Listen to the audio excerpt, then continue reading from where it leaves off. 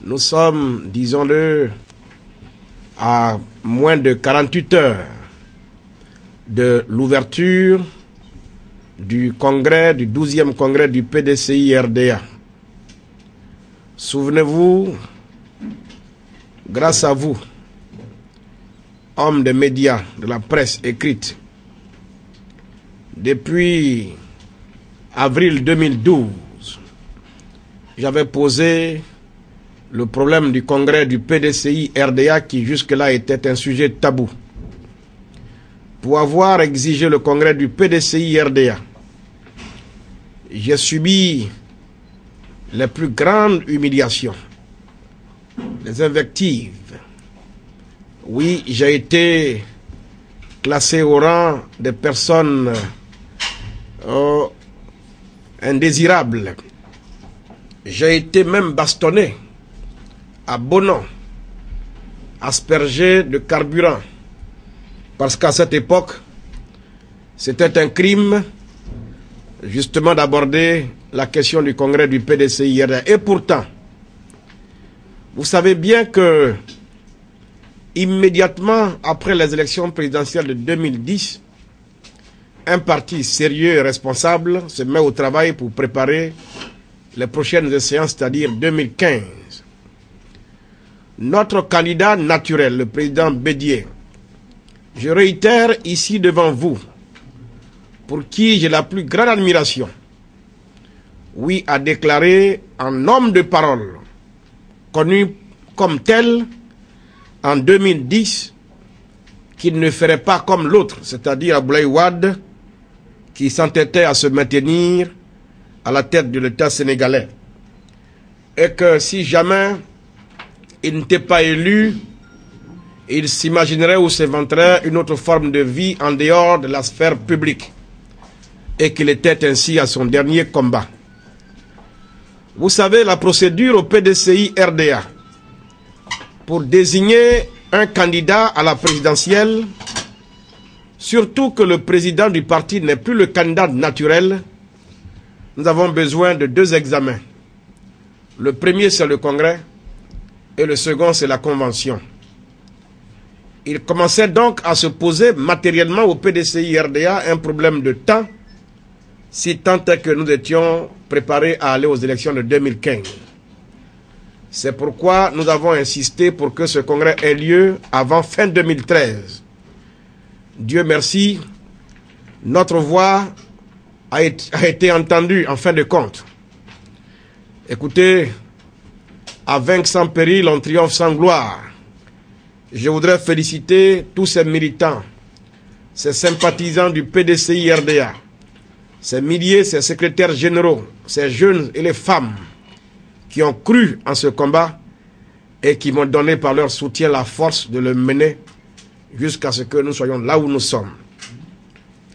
Finalement, nous avons décidé au regard du thème que nous sommes donnés librement, c'est-à-dire renouveau, rajeunissement et renaissance.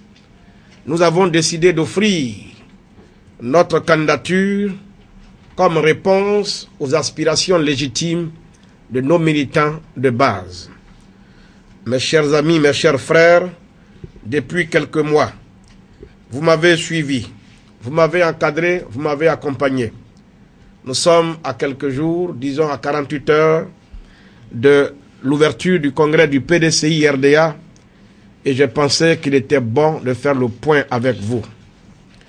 La démocratie a ses règles.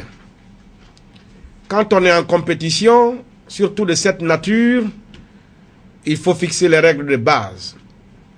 Les règles acceptées par tous les candidats, de sorte qu'ils soient obligés d'accepter évidemment les résultats qui en découlent. Nous avons en vain réclamé une commission paritaire.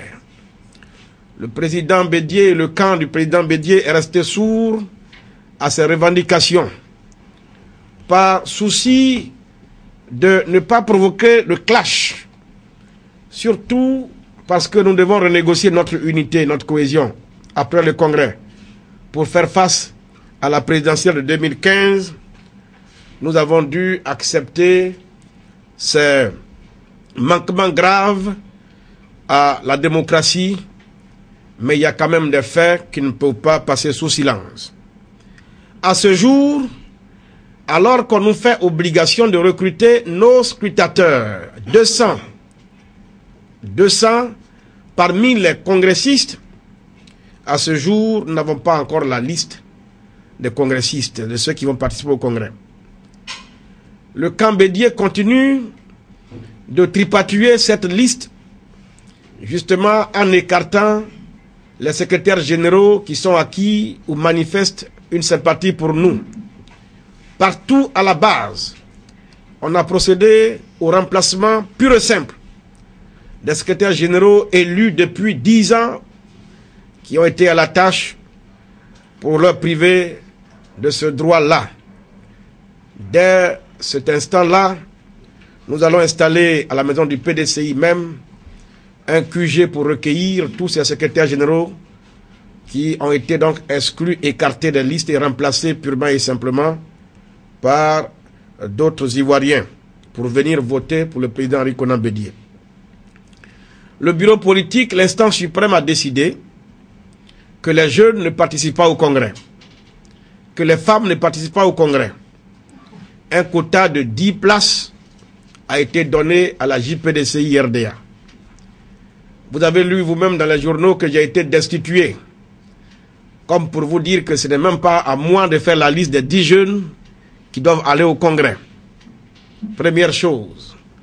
Deuxième chose, jusqu'à présent, alors, c'est l'impasse.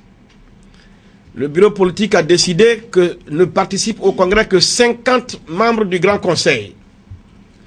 Nous avons lu avant-hier des spots de télévision invitant tous les membres du Grand Conseil à jour de la cotisation de venir au congrès. C'est la porte ouverte. Et à l'heure où je vous parle, n'importe qui peut disposer d'une carte de membre du Grand Conseil. On recrute parce que au Grand Conseil, il y a 5000 personnes et il faut meubler, il faut recruter, donner les cartes de Grand Conseil à tout le monde, à n'importe qui, pourvu qu'on vienne pour voter Henri Konan Bédié. En France, on vient de me téléphoner, le délégué statutaire était là, Madame Ouah, quand on paye des billets de 10 personnes non membres statutaires à qui on donne tout de suite des cartes de membres du Grand Conseil. Tout ça pour dire la volonté manifeste du camp Bédié de tricher et de s'imposer. On plante ainsi le décor pour un affrontement. Le PDCI a trop souffert, trop d'hémorragie. Oui, après la mort du père fondateur, n'oublions pas, l'hémorragie est intervenue simplement parce qu'on a arraché la parole à Guéni Kobna, qu'on a traité à l'époque de feuilles mortes. Nous sommes obligés aujourd'hui de nous abriter sous des arbres aux feuilles mortes, puisque le RDR est au pouvoir et nous sommes obligés de squatter et l'accompagner.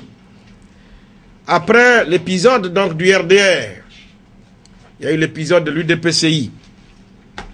Après l'épisode de Laurent Dona Fologo et le RPP, Daniel Boni Clavry, Mel Théodore, la liste est longue.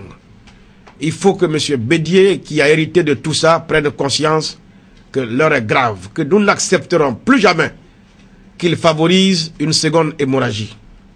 Alors, nous allons à ce congrès-là, parce que nous sommes convaincus que les militants, manifestement, ont décidé d'opérer le changement à ce congrès. Je pars malgré tout confiant.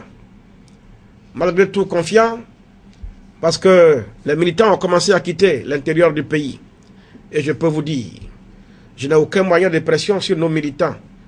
Et pourtant, ils arrivent avec la joie au cœur de participer à ce rendez-vous historique de la vie du parti, c'est-à-dire le changement, l'alternative, l'alternance et rajeunir le PDCI RDA. Je vous ai appelé pour que je vous m'aidiez à prendre l'opinion à témoin. En tout cas, nous allons au congrès après-demain et le candidat que je suis serein. Au sortir du bureau politique, je voudrais vous rassurer tout de suite. Le bureau politique a demandé avec insistance au président du parti qui est à la fois candidat de mettre tout en œuvre pour réussir le consensus. Il y a que c'est que hier soir, que j'ai été appelé par des aînés que je voudrais saluer au passage, conduite par le doyen Ernest Okomobio, Émile Constant Bombé, Gaston Wassena Kone et j'en passe, pour nous demander donc d'accepter que nous puissions aller au consensus. Un militant convaincu du PDCI RDA, pénétré donc des valeurs de consensus, de rassemblement, partout où on m'appellera pour parler de dialogue, de consensus, je serai présent. Mais je pense, si on respecte nos militants, si on croit au changement, et surtout si on est d'accord que le PDCI a soif de rajeunissement, alors le consensus ne peut s'opérer qu'autour du plus jeune que je suis, le candidat qui a 45 ans, exactement l'âge qu'avait Félix Houphouët-Boigny quand il a mené la Côte d'Ivoire à l'indépendance. C'est à cet âge-là, justement, qu'on a de l'ambition, qu'on a de la force et qu'on peut servir. Demain, c'est aujourd'hui. Le temps, personne n'est maître du temps. Et on dit toujours au PDCI RDA, vous êtes jeune, vous avez le temps. Oui, le temps, c'est maintenant. Vous vous rendez compte? Qui a pu penser qu'un jour, qu'aujourd'hui, à l'heure où nous parlons, Atsé Jean-Claude, mon ami, mon frère, sera aujourd'hui de l'autre côté. Je rends un vibrant hommage à ce dernier qui a eu un militantisme aussi bien chargé au sein du PDCI RDA. Je regrette que la mort l'ait frappé au-delà de nos frontières. Vous voyez pourquoi, très tôt, je pensais qu'il faille aller à la réconciliation, qu'il faut mettre tout en œuvre pour que les Ivoiriens rentrent dans leur pays, parce que ça ne fait qu'augmenter à l'amertume et insister sur la fracture sociale. Les gens sont au Ghana dans des conditions, j'imagine, difficiles, et c'est la mort qui les ramène à leur pays. Dans leur pays, à tout instant, ce n'est pas fait pour apaiser les cœurs. Je m'incline respectueusement devant sa dépouille. Je salue sa mémoire de militant. Hier encore, je disais à nos aînés, puisque vous me demandez d'attendre parce qu'on est jeune, qu'on a le temps, oui, s'il y avait une telle logique, ce n'est pas vous qui me demandez aujourd'hui, Atsé vient de mourir. Ça peut arriver à nous tous, à tout moment, s'il vous plaît.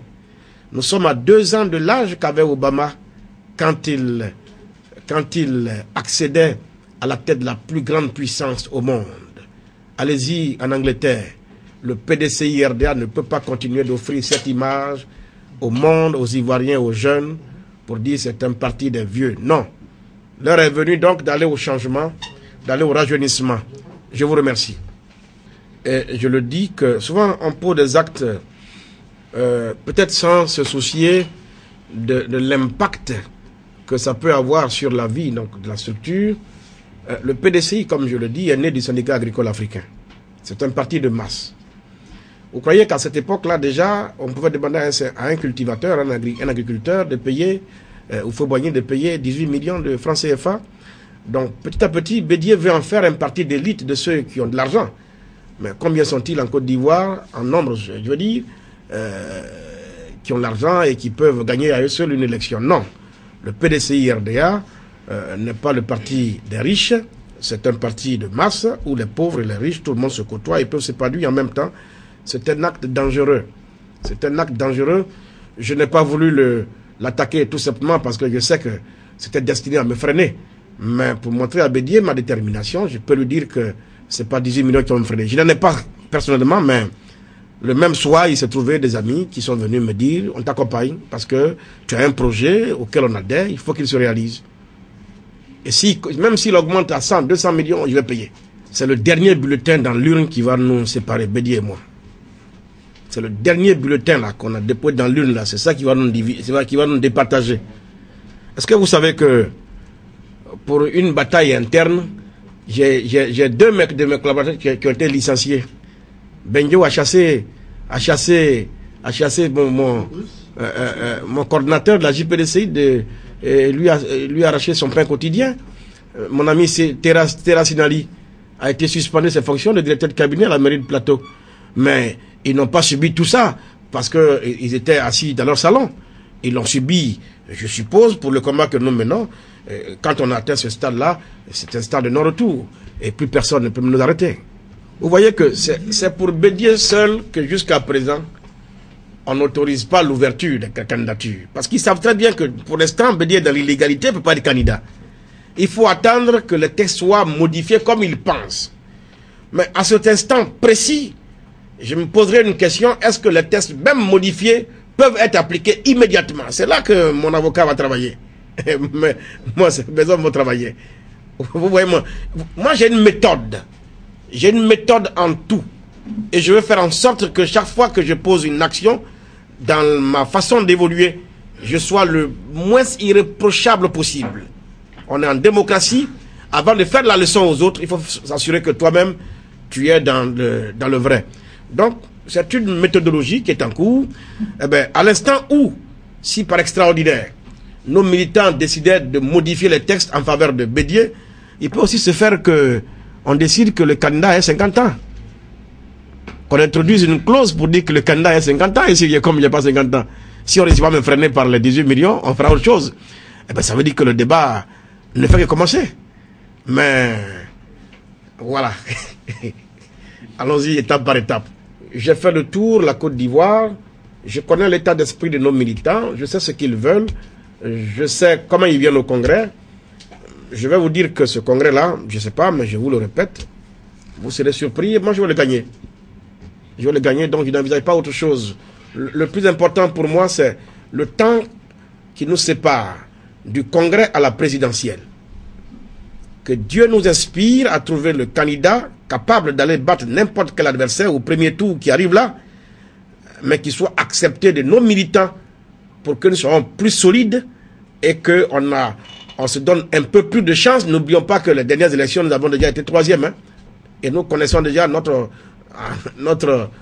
poids. Notre poids. C'est ce poids-là qu'il faudra, notre score qu'il faudra améliorer. Donc, si on part divisé, c'est pas évident qu'on y arrive. Donc, c'est plutôt là que se trouvent, moi, mes préoccupations du moment. Je me demande bien, parce que, à supposer même que M. Bédié réussisse par tous ses moyens à se maintenir à la tête du PDCIRD. Et après, qu'est-ce qu'il va faire? Après, il fait quoi? Il va à Daoukro avec le PDCI? Ou bien qu'est-ce qu'il fait? Le plus dur va commencer pour lui. Qu'est-ce qu'il fait? N'oubliez pas que le FPI s'est remis la machine en route. Le RD est déjà au pouvoir. Moi, je vois des hommes, nos militants, qui ne font aucune lecture. Ils pensent que le pouvoir pour le pouvoir en interne, je ne sais pas. Les deux qui nous ont battus sont encore là. Hein. Vous savez, en politique, rien ne se donne. Hein. Tout se prend. La bataille se mènera jusqu'à la dernière seconde. Donc, si je vous ai appelé, c'est pour vous dire que j'ai retroussé mes manches. Vous voyez que je suis en polo. À partir de demain, la bataille commence. Nous nous battrons pour que tous les secrétaires généraux qui ont été élus soient dans la salle. Que personne ne vienne à leur place. Oui. J'espère qu'on ne va pas y mêler les FRC.